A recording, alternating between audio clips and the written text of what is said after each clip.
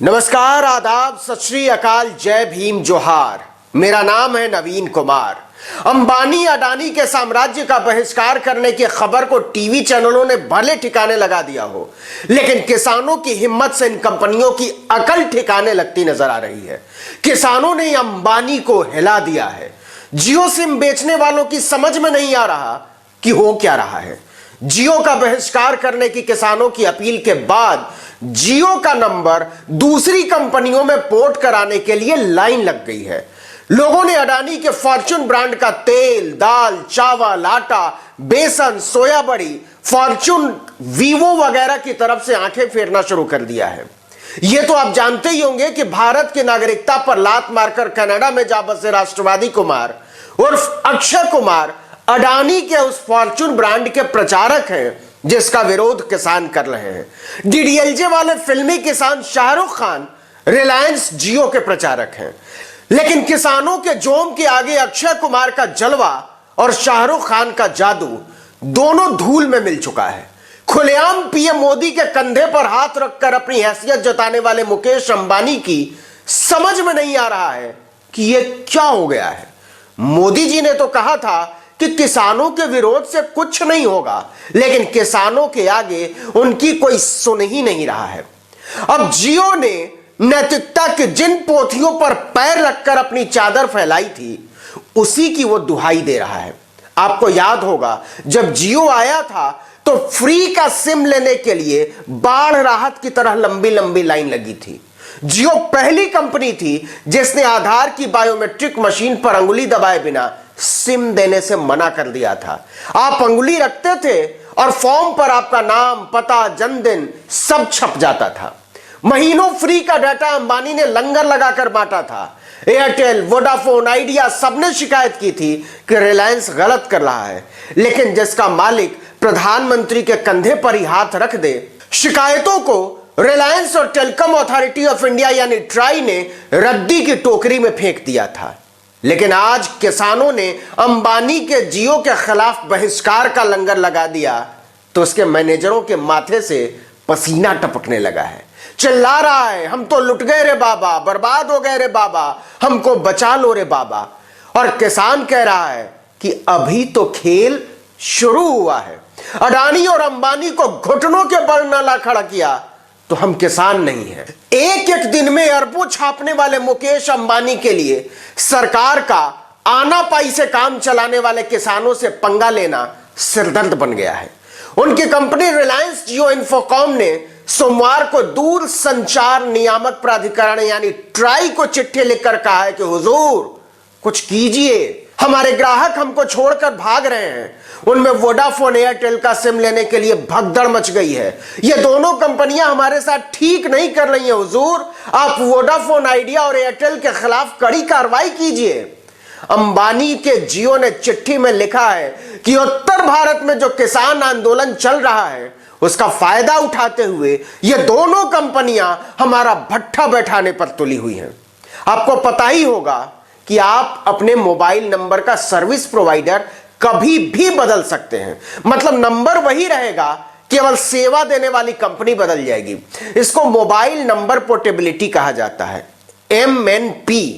यह सुविधा मनमोहन सिंह की सरकार ने टेलीकॉम उद्योग को प्रतिस्पर्धी बनाने के लिए लागू की थी। अब कमाल देखिए कि मोदी जी ने कृषि बिल के पीछे भी यही वाला फायदा गिनाया है कि जब मंडी से बाहर अनाज बेचने की छूट मिलेगी तो बाजार में प्रतिस्पर्धा होगी और किसानों को इसका फायदा मिलेगा। किसानों को तो इसके फायदे नुकसान का फैसला बाद में होगा, लेकिन रिलायंस वाले कह रहे हैं कि हम तो बर्बाद हो गए सरकार प्रतिस्पर्धा के चक्कर में। अंबानी, अडानी, जियो, फॉर्च्यून के बहिष्कार के किसानों की अपील के बाद जियो का नंबर पोर्ट कराने वालों की झड़ी लग गई है। और ये हम नहीं कह रहे हैं, जियो वाले खुद कह रहे हैं चिट्ठी लिख के। रिलायंस जियो इन्फोकॉम ने ट्राई को भेजी गई शिकायत में लिखा है कि हमारी यह चिट्ठी 28 सितंबर 2020 के चिट्ठी की अगली कड़ी है, उसका विस्तार है। और विषय लिखा है, देश के उत्तरी हिस्सों में चल रहे किसान विरोध को भुनाने के लिए एयरटेल और वोडाफोन आइडिया द्वारा अनैतिक और गैर प्रतिस्पर्धी तरीके से चलाए जा रहे MNP यानी मोबाइल नंबर पोर्टेबिलिटी अभियान पर प्रकाश डालने के संदर्भ में। बाप रे बाप, इतना लंबा। रिलायंस जियो ने बहुत दुखी मन से तड़प कर लिखा है कि वोडाफोन आइडिया और भारती एयरटेल मिलकर उत्तर भारत के कई क्षेत्रों से ग्राहकों को अपनी तरफ खींचने के लिए अनैतिक रास्तों का इस्तेमाल कर रहे हैं। उसने आगे लिखा है कि किसान आंदोलन का फायदा उठाने के लिए ये दोनों कंपनियां झूठे प्रचार का इस्तेमाल कर रही हैं। रिलायंस जियो का कहना है कि सितंबर में शिकायत देने के बावजूद इन दोनों ने अपना भ्रामक प्रचार जारी रखा है। सर, अगली लाइन पर ठीक से गौर कीजिएगा, आपको अंदाजा हो जाएगा कि किसानों के बहिष्कार की अपील से जो असर हुआ है उसने अंबानी को किस कदर हिला दिया है।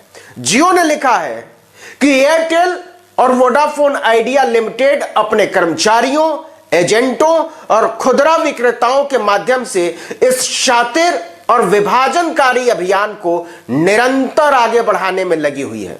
शातिर और विभाजनकारी शब्द का इस्तेमाल किया है अपने प्रतिद्वंदियों के लिए जियो ने। चिट्ठी पर तारीख पड़ी हुई है 10 दिसंबर की, यानी बहिष्कार की अपील के ठीक अगले दिन की। रिलायंस जियो ने ट्राई को भेजी गई इस शिकायत में आगे फरमाया है कि वे यानी वोडाफोन आइडिया और एयरटेल वाले जनता को पूर्वाग्रह पूर्ण दावे करके उकसा रहे हैं कि जियो मोबाइल नंबरों को अपने नेटवर्क पर स्थानांतरित करना किसानों के विरोध प्रदर्शन का समर्थन करना होगा। चिट्ठी में रिलायंस जियो वालों ने पंजाब और कुछ दूसरे राज्यों में जियो का नंबर छोड़ने के लिए कतार में लगे लोगों की कुछ तस्वीरें भी नत्थी की हैं। इसी को जियो वाले भ्रामक प्रचार अभियान बता रहे हैं। अभी तो हफ्ते भर भी नहीं हुए हैं, अंबानी अडानी के बहिष्कार की अपील का असर कंपनी के बैलेंस शीट को खराब करने लगा है। जनता फिलहाल रिलायंस जियो अंबानी की स्थिति का मजा ले रही है, लेकिन जनता के मजे के साथ ही वोडाफोन आइडिया और एयरटेल ने भी मजा लेना शुरू कर दिया है। रिलायंस जियो के आरोपों पर भारती एयरटेल ने अंबानी को मजे मजे में चिकोटी काट दी है। उसने एक बयान जारी करके कहा है, जरा ठीक से सुनिएगा। एयरटेल ने 25 वर्षों से दूर संचार उद्योग में काम किया है। इस अवधि के दौरान हमने बाजार में कड़ी मेहनत की है और उत्कृष्टता के साथ अपने ग्राहकों की सेवा की है।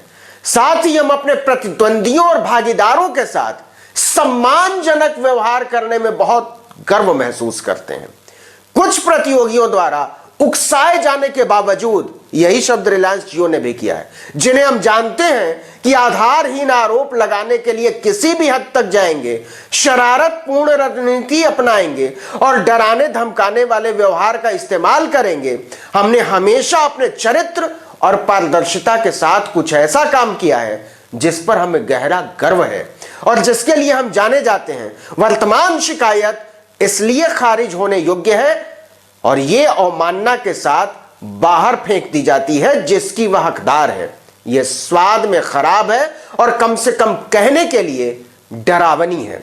मतलब एयरटेल वाले खुलेआम कह रहे हैं कि अंबानी की कंपनी का क्या है, उनका तो काम है डराना धमकाना, उनकी अनैतिकता की तो हमें आदत हो गई है, हम इसकी परवाह तक नहीं करते कि वो क्या लिखते हैं, क्या कहते हैं, क्या शिकायत करते हैं।